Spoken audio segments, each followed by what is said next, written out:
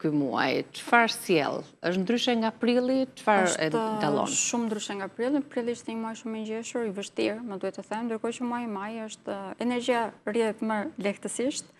Është një muaj më ndryshe, një radhë parë sepse kemi dy hëna të plota, e filloj me hënë të plot, e filluam, mirë të them me hënë të plot ditën e premte, dhe do të kemi një hënë të plot edhe në fund të muajit datën 31.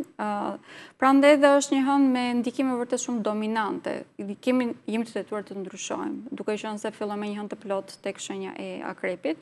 Shenja e akrepit këtë ka si ndikim, pra gjithmonë na transformon, duam apo s'duam, ne jemi apo s'jemi gati.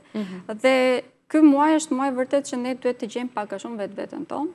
Është një muaj ku jemi të detyruar tashmë që të hedhim hapat e para drejt vetes tonë, për asaj çfarë kemi në të vërtet brenda vetes, të heqim dorë nga çdo gjë që na pengon, të heqim dorë nga të gjitha pak a shumë kushtëzime, të cilat na janë transmetuar si nga ambienti, nga familja, dhe mbi të gjitha ato kushtëzime të cilat na kanë mbajtur mbrapa, që nuk na kanë lejuar që në radhë të parë të arrim potencialin tonë, sepse kjo është pjesa më e rëndësishme, këtë po mundojmë të bëjmë të gjithë, dhe nga ana tjetër të mundet ta shijojmë jetën, sepse edhe kjo ka rëndësi.